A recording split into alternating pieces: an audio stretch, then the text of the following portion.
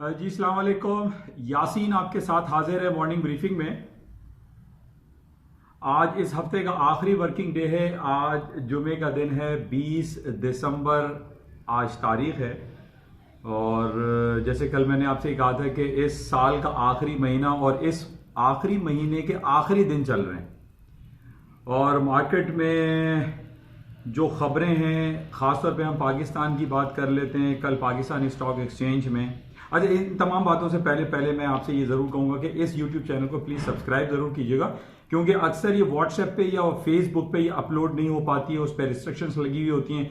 तो ये आप यूट्यूब पर ही जो मेरी अपलोड्स होती हैं ऑन डेली बेसिस पे, जो मॉर्निंग ब्रीफिंग होती है उसको, ताकि आपको रोज़ाना के बेसिस पे ही तमाम चीज़ें जो आगाही में फराहम करने की कोशिश करता हूँ वो आपको मिलती रहें। बहरहाल पाकिस्तानी स्टॉक मार्केट की बात कर लेते हैं। कल हमने देखा बड़ी रेटल डाउन मार्केट हो गई, 1300 point Pakistan PSX index down हो गया। और उसकी वजह जो हमें नज़र आई, जो तमाम हलकों में जो बातें होती रहीं, वो परवेज़ मुशर्रफ के हवाले से जो तफसीली फैसला आया हमारी अदालत आलिया का, उस पर लोगों ने काफ़ी नाराज़गी का इजहार किया, जिसकी वजह से हमारी उसका, जैसे हम ये कहते हैं कि जो जितनी भी दुनिया की स्टॉक मार्केटें होती हैं वो एक सबसे ज़्यादा सेंसिटिव एक इंडिकेटर हमारे पास होता है कि स्टॉक मार्केट का गिरना, स्टॉक मार्केटों का ऊपर की तरफ जाना, उसमें स्टेबिलिटी क्रिएट होना, वो हमारी इकोनॉमी को ओवरऑल रिफ्लेक्ट करता है। और ना सिर्फ इकोनॉमी को रिफ्लेक्ट करता है बल्कि हमारे जो तीन एक मोतबर एक मौजिद इदारे हैं, यानी हमारी इमरान खान साहब की या गवर्नमेंट की जो काबीना होती है, और इसके अलावा हमारी सिक्योरिटी एजेंसीज यानी हमारी फौजी, हमारे जो जितने भी सिक्योरिटी एजेंसीज हैं और हमारी अदलिया, ये तीनों मिलकर हमारी पूरी ओवरऑल इकोनॉमी का पिक्चर शो करती हैं, रिफ्लेक्ट करती हैं। पूरी दुनिया में इसकी खबरें जाती हैं। और अगर ये तमाम जो हमारे मौजूद तीन इदारे हैं, इन ये एक पेज पर होते हैं तो इसका इफेक्ट पॉजिटिवली हमारी स्टॉक मार्केट पे पड़ता है। हमारे यहाँ फॉरेन डायरेक्ट इन्वेस्टमेंट आती है, लोगों का एतमाद बहाल होता है, हमारा कंज्यूमर एंड बिजनेस सेंटिमेंट्स बहाल रहता है, जिसकी वजह से हम ये देखते हैं कि हमारी स्टॉक मार्केटों में तेजी आती है। लेकिन जरा सा भी हमें कहीं नेगेटिविटी नजर आती है, हमारे इन तीनों इदारों के दरमियान कुछ चपकलिश अगर दिखाई देती है तो उसका डायरेक्टली इफेक्ट हमारी स्टॉक मार्केट पे पड़ता है। और कल कोई यही सूरत हाल हमने देखी कि 1300 पॉइंट मार्केटें डाउन हो गई, रेटल डाउन हो गई, गिर गई, फॉल हो गई, और तमाम स्टॉक जो इंडिविजुअल स्क्रिप्ट थे वो माइनस टेरिटरी में चलते रहे।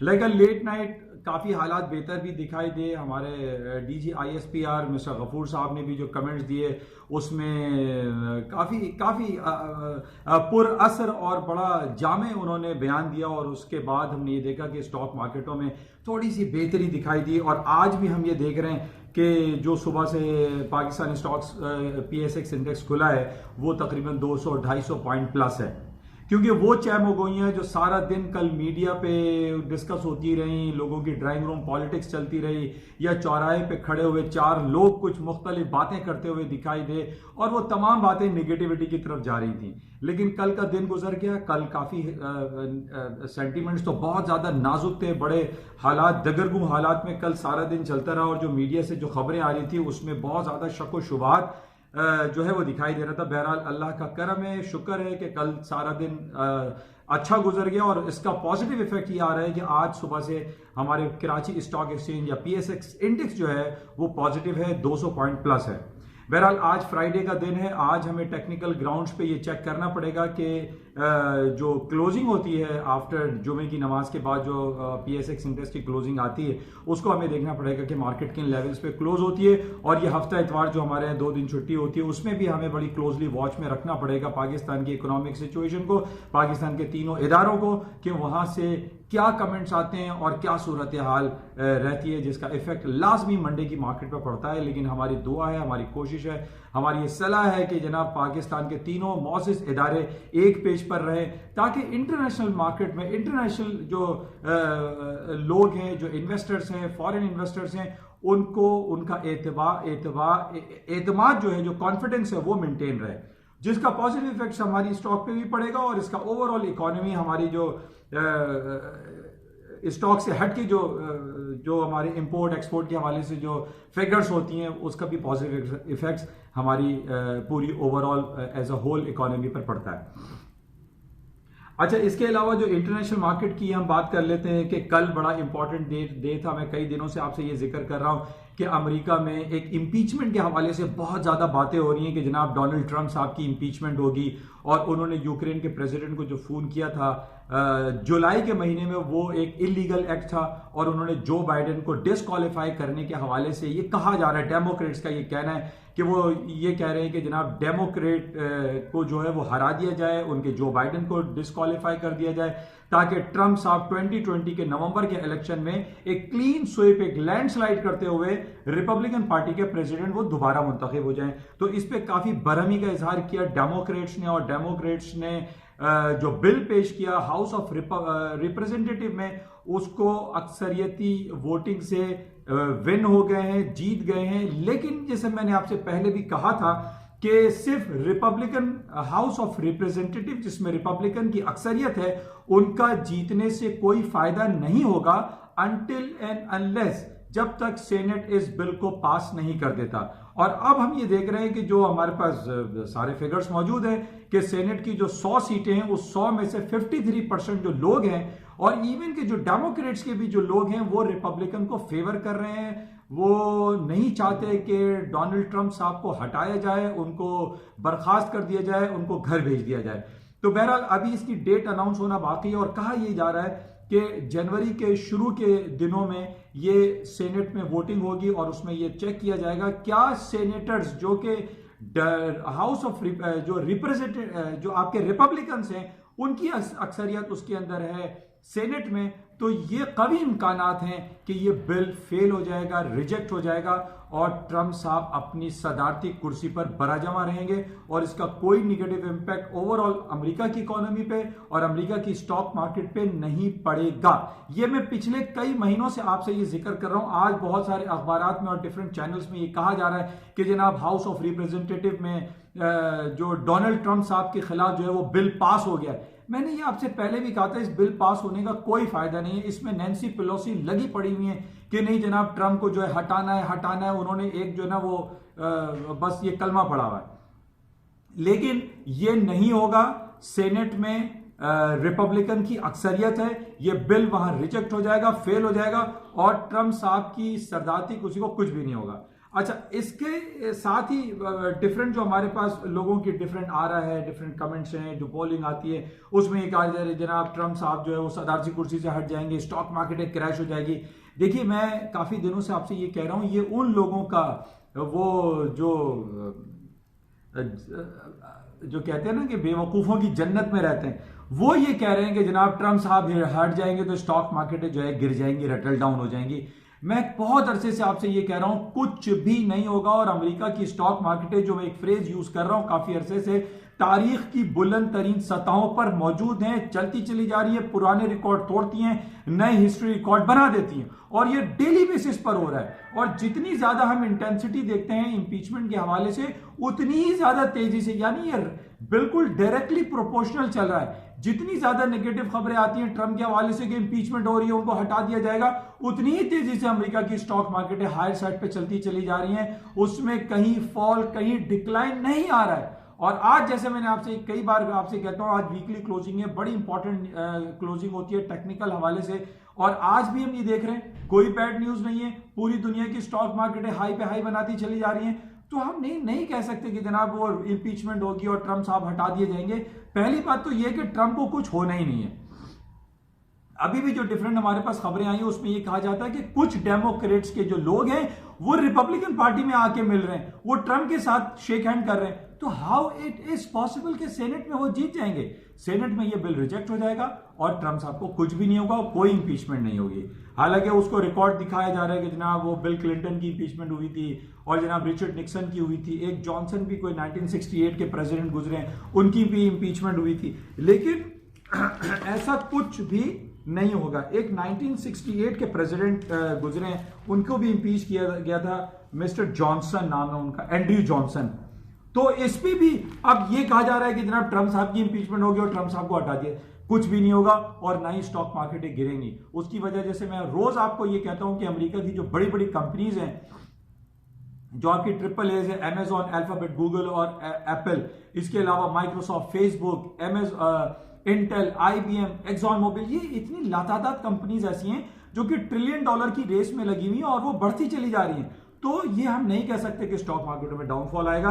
बहरहाल अभी भी हम ये देख रहे हैं कि इंपीचमेंट, बहरहाल कल हाउस ऑफ रिप्रेजेंटेटिव में वो जीत गए, लेकिन इसका नेगेटिव इंपैक्ट कुछ भी नहीं आया और मार्केट हायर साइड पे हैं। अच्छा, इसके साथ ही जो पिछले हफ्ते बरतानिया की हम बात कर लेते हैं। बरतानिया में कंजर्वेटिव पार्टी जो है वो लैंडस्लाइड कर गई और बड़ी क्लीन स्वीप में वो जीत गई। और 1987 जब मार्गरेट थेचर वहां पर कंजर्वेटिव पार्टी की प्राइम मिनिस्टर बनी थी, 32 ईयर्स के बाद ऐसा हुआ है कि एक लैंडस्लाइड हुआ और क्लीन स्वीप हो गया और 32 ईयर्स के बाद कंजर्वेटिव पार्टी जो है वो विन कर गई है और कोई हंग पार्लियामेंट नहीं हुई है।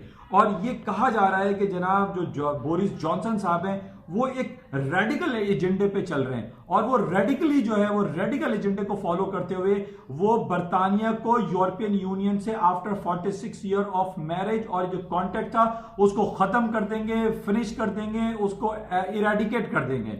और वो ये कह रहे हैं कि बाय हुक और बाय क्रुक, चाहे जैसे भी हो, वो बरतानिया को यूरोपियन यूनियन से अलग करा के ही छोड़ेंगे। अब चाहे वो हार्ड ब्रेक्सिट हो, वो सॉफ्ट ब्रेक्सिट हो, वो नो डील ब्रेक्सिट हो, वो डील ब्रेक्सिट हो, कुछ भी हो, किसी भी तौर पे वो बरतानिया को यूरोपियन यूनियन से अलहदा कर देंगे।